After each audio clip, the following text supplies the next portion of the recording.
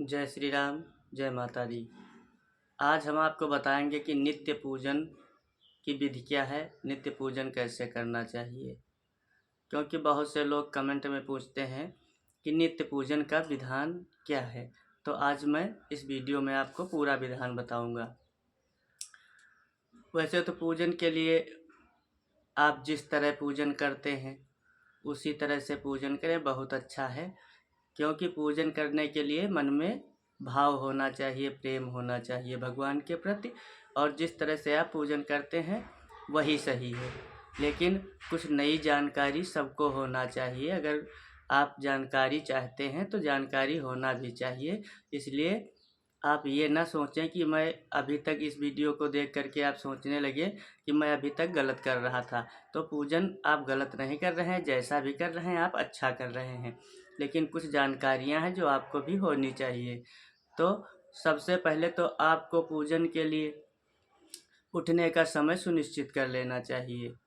ब्रह्म मुहूर्त में आपको उठ जाना चाहिए और अपने आसन का परित्याग करना चाहिए।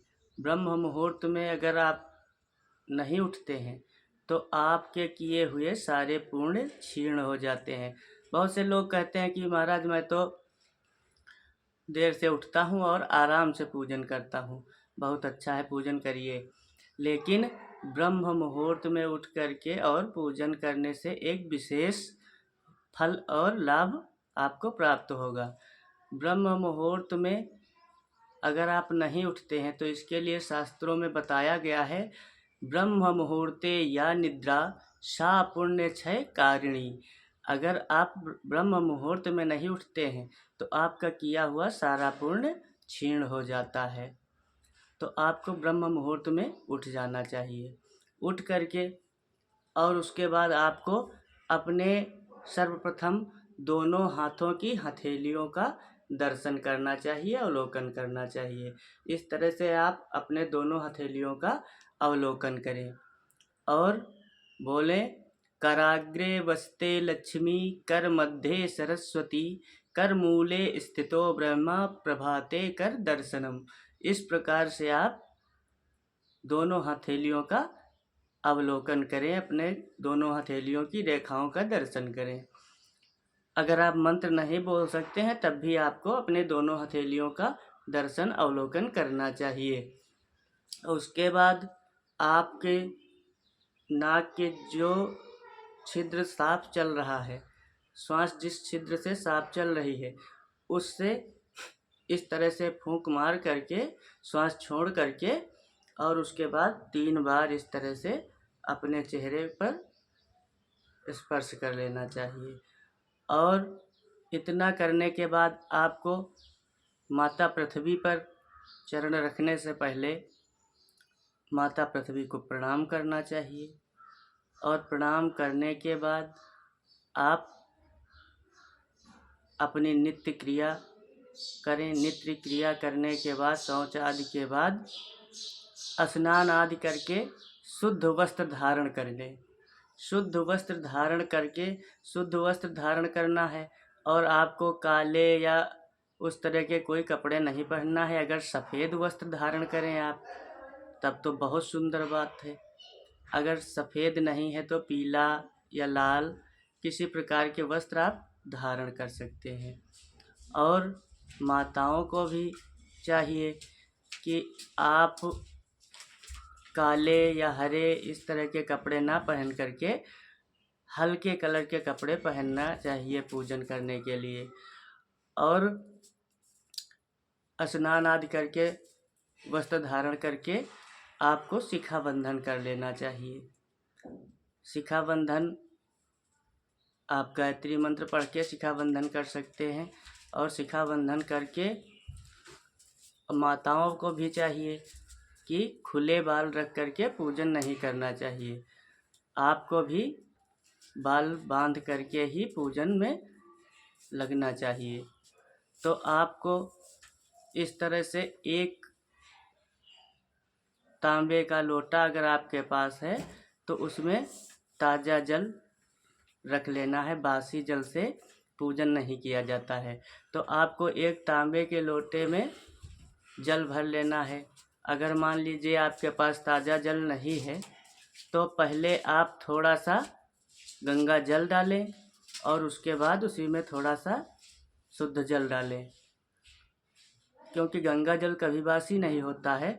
इसलिए आपको पहले पानी नहीं डालना है, पहले लोटे में गंगा जल डालना है और उसके बाद उसमें थोड़ा सा शुद्ध जल डालना है और उसके बाद उसमें गंध अक्षत पुष्प आदि डाल करके सूर्य भगवान को अर्घ देना है।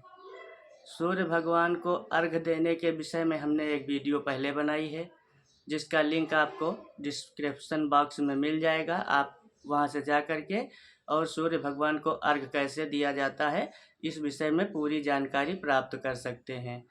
तो आपको गंध अक्षत ले जा कर के और सूर्य भगवान को अर्पण करना है और अर्पण करके आपको सूर्य भगवान को नमस्कार करना है। सूर्य भगवान के 6 नामों का जाप भी आपको करना चाहिए। इस प्रकार से ओम आदित्याय नमः, ओम भास्कराय नमः, ओम भानवे नमः, ओम सूर्याय नमः, ओम दिवाकराय नमः। इस प्रकार से आप सूर्य भगवान के 6 नामों का जप कर सकते हैं और सूर्य भगवान को प्रणाम करके और पुनः वापस आकर के आप उसी लोटे में शुद्ध जल भर लें और शुद्ध जल भर करके आप अपने पूजन कार्य के लिए जा सकते हैं। और आपने जो तुलसी दल फूल आदि आपके पास हैं उनको हाथ में लेकर के मंदिर में नहीं जाना चाहिए, उनको किसी पात्र में रख करके ही ले जाना चाहिए मंदिर में पूजन करने के लिए। तो आप और जब आप जल का लोटा भर करके ले चलें तो आपको ना ऊपर से इस तरह से लोटा पकड़ना है और ना गले में पकड़ना है।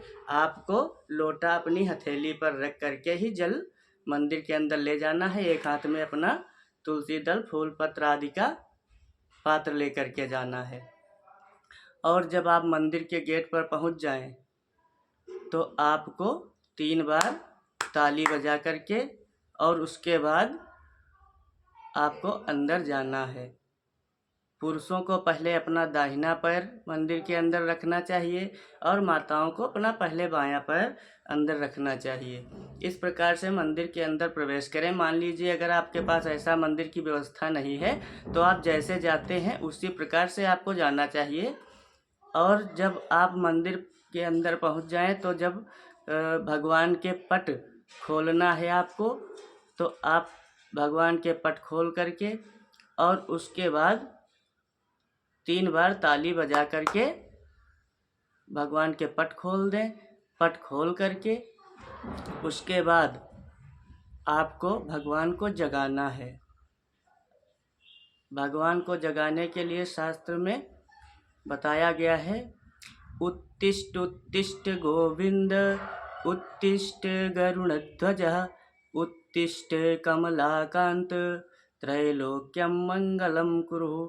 इस प्रकार से भगवान को जगाया जाता है। लेकिन भगवान को जगाने का ये सिर्फ एक भाव होता है, क्योंकि भगवान न कभी सोते हैं और न जगते हैं। ये एक हमारा भाव होता है। जिस प्रकार से एक माँ का अपने बच्चे के लिए भाव होता है, प्रेम भाव होता है, उसी प्रकार से भक्त के लिए अपने भगवान के प्रति वैसा ही भाव रखना चाहिए, वैसा ही प्रेम रखना चाहिए। इस प्रकार से हम अपने भाव का समर्पण करते हैं कि हम भगवान को जगा रहे हैं। और जगा करके उसके बाद आपको जो आपके पूजन के पात्र हैं, बर्तन हैं, उनको अच्छे से धुल लेना चाहिए।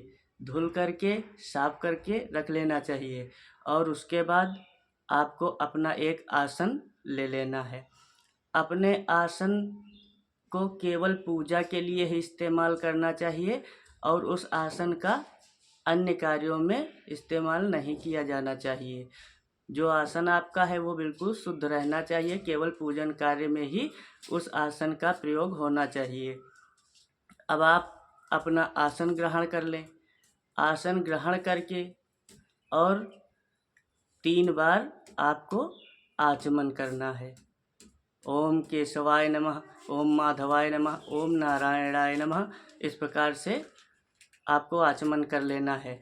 अपने ऊपर जल छिड़क करके पवित्र हो जाना है, आसन पर जल छिड़क करके पवित्र कर लेना है और पूजन सामग्री के ऊपर भी जल छिड़क करके और सारी सामग्री को शुद्ध कर लेना है।